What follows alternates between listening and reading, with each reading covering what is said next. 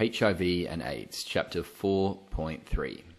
By the end of this section, you should be able to describe the structures and functions of the lymphatic systems, identify the white blood cells as the cells that are primarily attacked by HIV, and explain how HIV affects the immune system. Show local, national, and global distribution of HIV and AIDS. Explain the impacts of HIV and AIDS in Ethiopian society. Demonstrate methods of giving care and support to people living with HIV and AIDS, and ways of overcoming discrimination. The sexually transmitted diseases, STDs, that you looked at in the last section have been known for a very long time, although we only have discovered the details of what causes them and how to treat them effectively in the last century. However, the final STD that you're about to study has only been known about for about 25 years. Yet, in spite of this, it already affects millions of people around the world, and it's still a fatal disease for almost everyone who becomes infected. This new disease is HIV/AIDS, and it raises some serious issues in Ethiopia, as it does around the world. So, just recapping that, it's only been known for about 25 years, affects millions of people around the world, and actually 30,000 people die of AIDS every year in Ethiopia. And well over 1 million people are affected with the virus. So HIV itself, it stands for Human Immunodeficiency Virus, and AIDS stands for the Acquired Immune Deficiency Syndrome. Now, it's very important that you understand the differences between these two. HIV itself is the virus, and AIDS is the immune deficiency syndrome that you get because of the virus. Here's a video that's going to explain this all in a lot more detail for you. Around 35 million people worldwide were living with HIV at the end of 2013. Globally, around 6,300 people are being infected every single day, many of them between the ages of 15 and 24 years. Think about it this way: 4 people are affected every single minute. Around 1.5 million people die of AIDS every single year. So this is a very, very serious issue. In Ethiopia, the AIDS is actually the leading cause of death for people aged 15 to 49. And it's had enormous implications for the economy of the region. And this is because many of the working population are affected by the disease. In 2010, almost 28,000 people in Ethiopia died of AIDS. And in the same year, it was recorded that about 800,000 children were orphans because their parents had died because of the virus. About 1 million people in Ethiopia are currently living with HIV and AIDS. But Ethiopia is not alone in the problems. As you can see, people are affected right around the world.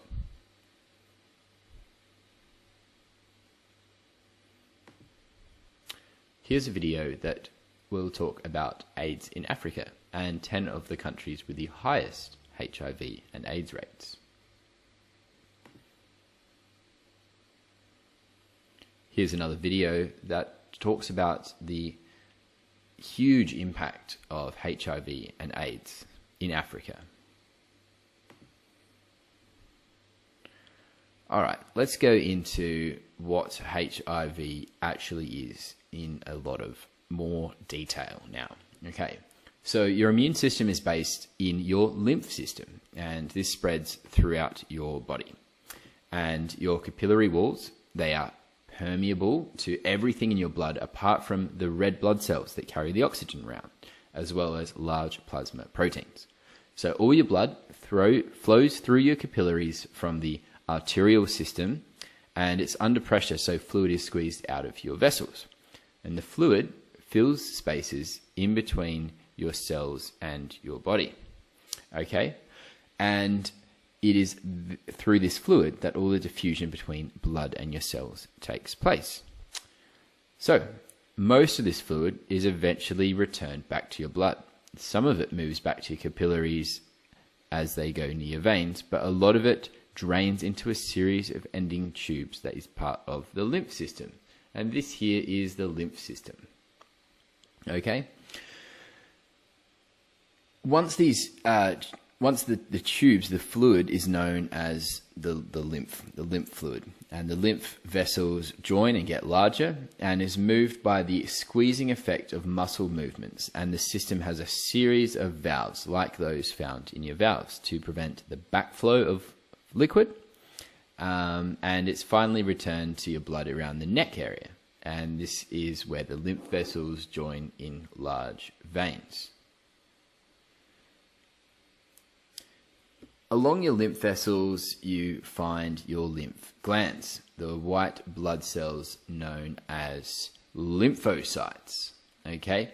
And these lymphocytes gather in the glands and produce antibodies against invading pathogens.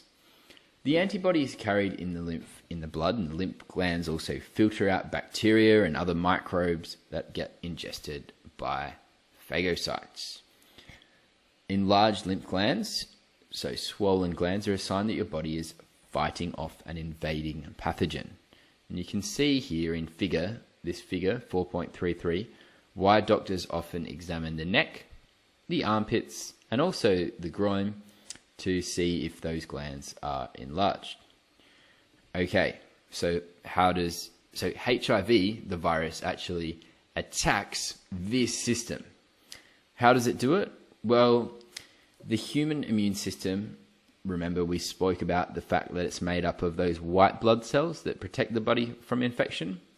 Okay, normally when the virus enters the body, the cells that make up the immune system begin to work at once. So there's two main types of these cells. It's really important that you know these two types. The T cells, which bind to the antigens, and we've been through these in a previous chapter, and they will destroy them.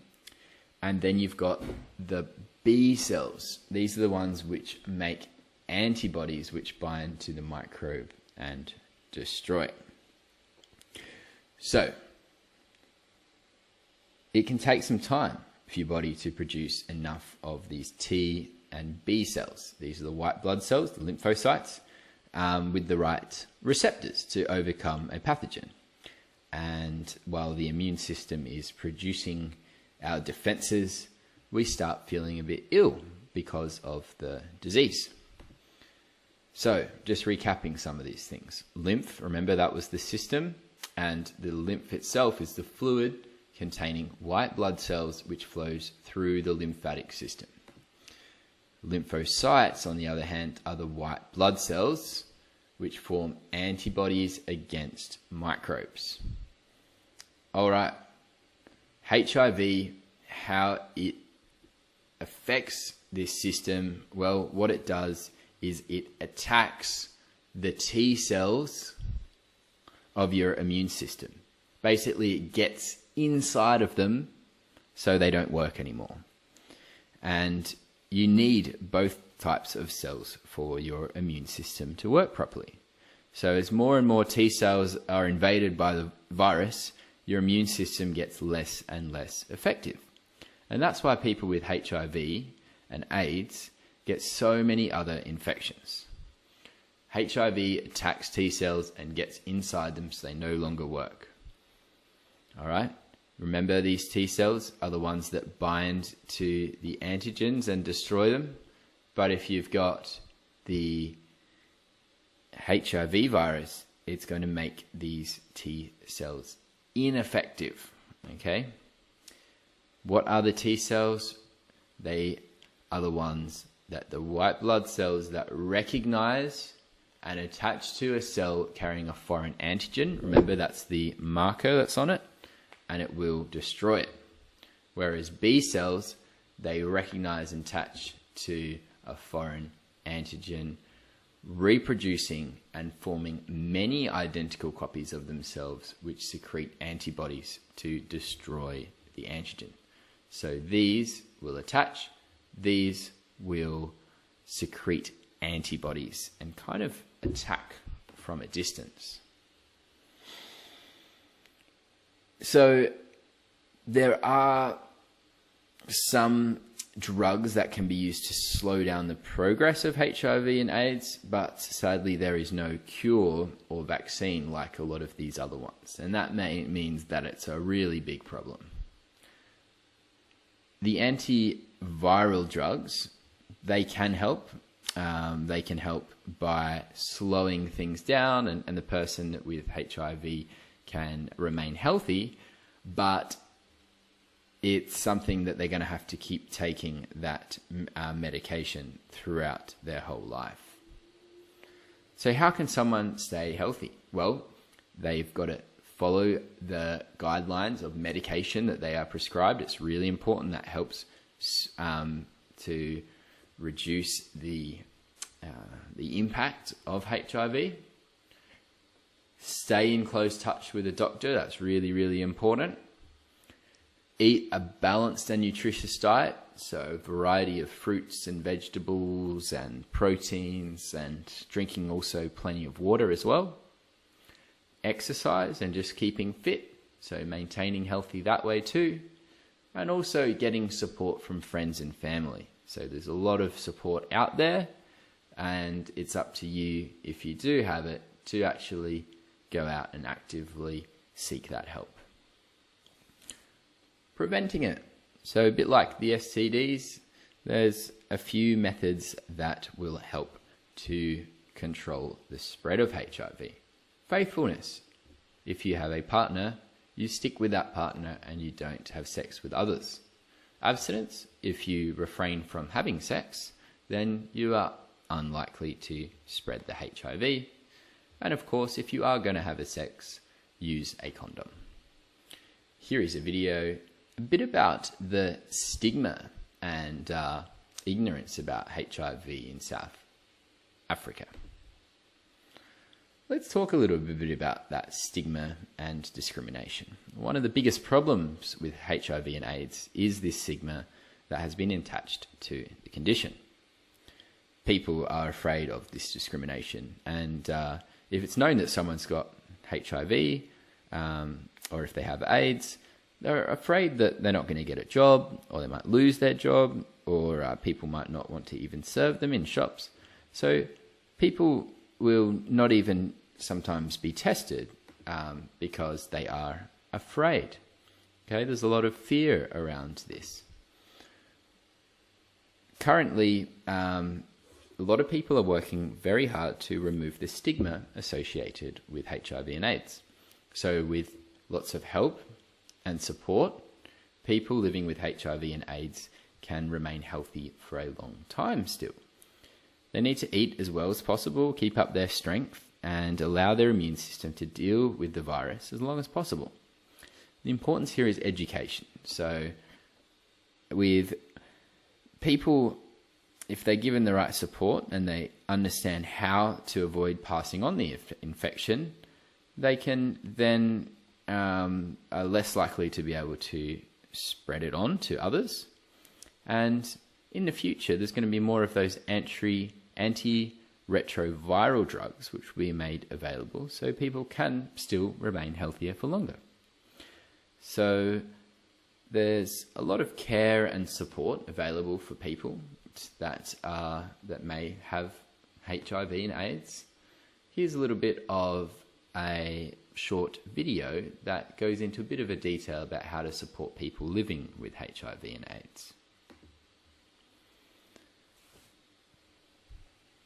In this next activity, activity 4.8, you're going to plan a campaign to help educate people on the threat of HIV and AIDS. So on page 164, there's also another activity here on page 164 about assertiveness training, and here's a little video that will that goes into that in a little bit more detail.